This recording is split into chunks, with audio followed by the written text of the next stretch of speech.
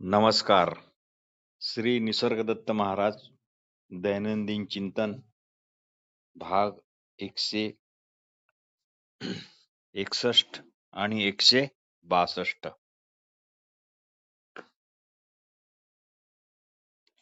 शिष्याच्या जड आणि विपरीत देहबुद्धीचा नाश करणे हेच आंतर आणि बाह्य गुरुचे काम.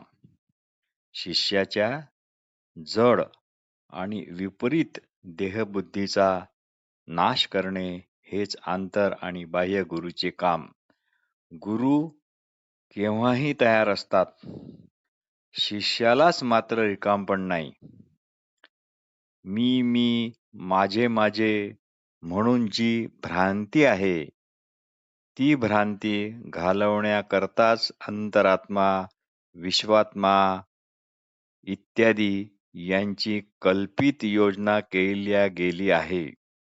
काट्याने काटा काढावा तशी. विष उतरवण्यासाठी विषच लागते त्याप्रमाणे.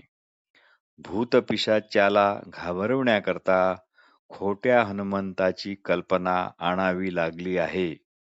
छाया ही छायाच आहे, हे जेव्हा तुम्ही ओळखाल, तेव्हाच तुम्ही छायेमागे धावणे थांबवाल व छायेचे कारण पण लक्षात येणार. अरे, आपल्या मागे तर ज्ञान सूर्य आहे, तो नित्य हजर आणि पाठीशी आहे. आता यापेक्षा जास्त तुम्हाला काय पाहिजे? काहीही घडले तरी तिकडे अलक्ष करा. काहीही घडले तरी तिकडे अलक्ष करा. मी आहे यातच स्थिरावणे म्हणजेच उगमच होणे होय. यापेक्षा अजून जास्त आपल्याला काय हवे? एवढे काम मात्र चोख करायला हवे. मग इच्छा व भीती स्वतःहूनच त्यांचे खरे स्वरूप तुम्हाला उघड करून दाखवतील. म्हणजे त्या कशा भविष्यकाळ निर्माण करतात इत्यादी इत्यादी कळेल. वास्तविकतेची या व्यतिरिक्त अन्य वास्तवता असूच शकत नाही. वास्तवतेची या व्यतिरिक्त अन्य वास्तवता असूच शकत नाही, असा बोध तुम्हाला होईल आणि तशी खात्री पण पटेल. एकदा महाराजांना असा प्रश्न विचारण्यात आला की, आध्यात्मिक ग्रंथांचा उपयोग आहे तरी काय?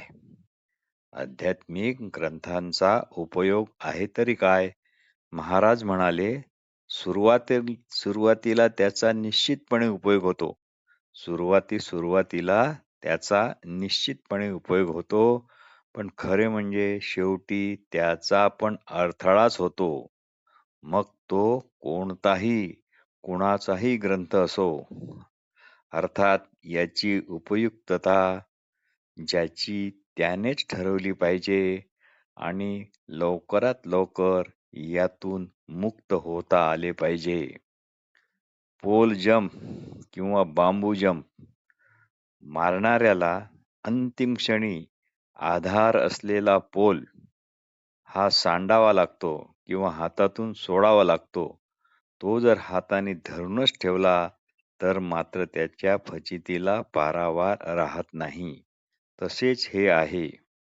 याच प्रश्नकर्त्याने पुढे विचारले, महाराज, ही आपली चर्चा छापणार आहे असे मी ऐकले. वाचकावर त्यांचा काय परिणाम होईल? त्यावर श्री महाराज म्हणाले, वाचकाने जर मनापासून काळजीपूर्वक नीट लक्ष देऊन, म्हणजे इतर वाचीव ऐकीव संचित ज्ञानाकडे लक्ष न देता फक्त इकडेच लक्ष देऊन जर वाचले, ऐकले, तर निश्चित त्याचे आत्मस्वरूप बहरेल, त्याचे आत्मस्वरूप फुलेल, त्याचे आत्मस्वरूप फळेल. कारण सत्यावर आधारित शब्दांना त्याचे मूळचेच सामर्थ्य असते. त्याचे मूळचेच सामर्थ्य असते. जे सध्या तुम्ही तुमचे स्वरूप समजता, ते तुमचे स्वरूप नाही हे फक्त ओळखा. आरसा हा प्रतिबिंबावर परिणाम करतो. प्रतिबिंब मात्र आरशावर परिणाम करत नाही. तुम्ही आरसाही नाही व प्रतिबिंब पण नाही. प्रतिबिंब मूळच्या बिंबासारखे स्वच्छ दिसावे असे वाटत असेल तर प्रथम आरसा अगदी स्वच्छ करा व आपल्या अंतर्मनातल्या स्वच्या प्रकाशात तो ठेवा. जितका आरसा स्वच्छ, तितके प्रतिबिंबही स्वच्छ. पण तुम्ही आरसा व प्रतिबिंब नाही हे मात्र लक्षात ठेवा. अगोदरचे आहात म्हणून जे म्हणून तुम्ही स्वतःला समजता, ते तुम्ही नाही. ते तुमचे स्वरूप नाही, हेच फक्त ओळखा. भाग 162. श्री महाराज म्हणत, माझे तसे पाहिले तर माझे ज्ञान फारच तुटपुंजे आहे. मी आहे एवढेच मला माहीत आहे.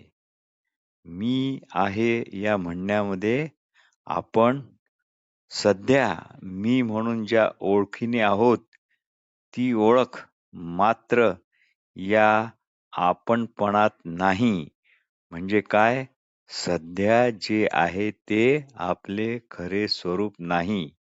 आपण आहोत हे व्यावहारिकरित्या सर्वांनाच माहीत आहे. पण त्यामागे नक्की आपण काय आहोत हे मात्र माहीत नाही. पण एकदा का तुम्ही फक्त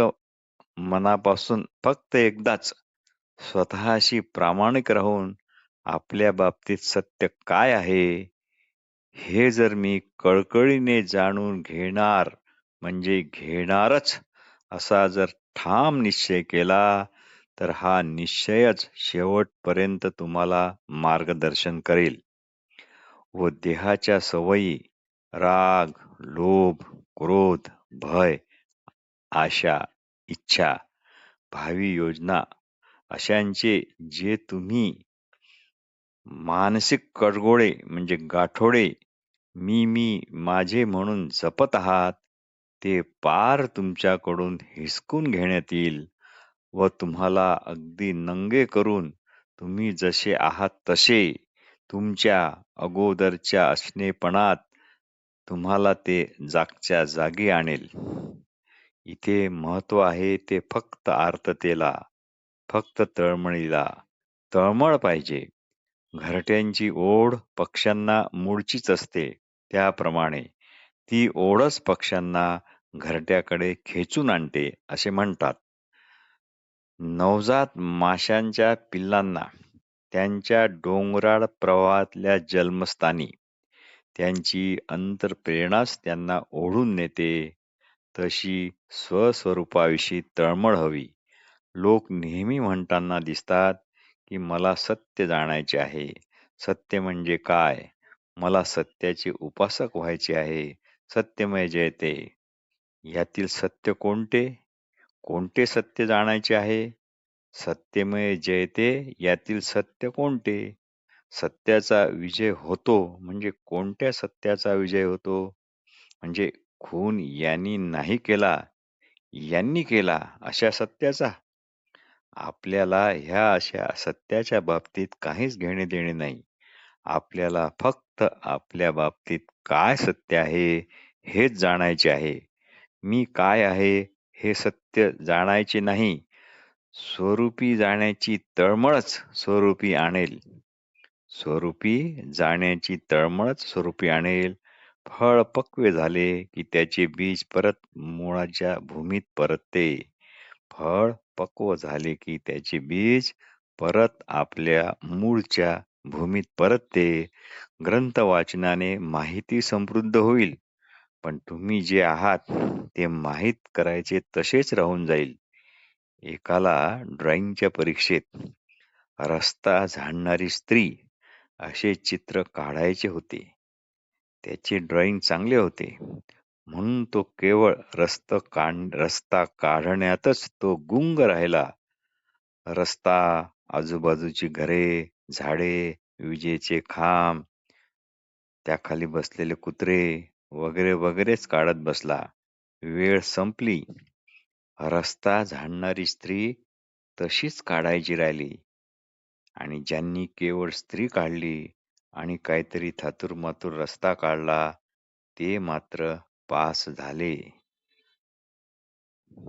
ही माझीच हकीकत आहे. इतरांना उपयोगी पडू असे ज्याला सत्य गवसले आहे, त्याला कितीही वाटले तरी म्हणजे त्याचे असे वाटणे वाखाणण्यासारखे प्रशंसनीय असले तरी, ही आपली उपयोगी पडू ही निव्वळ एक कल्पना आहे, असे श्री महाराज म्हणतात. वास्तविक तुम्ही तशी कोणालाच काहीच मदत करू शकत नाही. कारण सत्यात अन्याची वस्तीच नाही. आपण आपल्या ठिकाणी मुक्कामाला आहोत, हेच लक्षात ठेवा.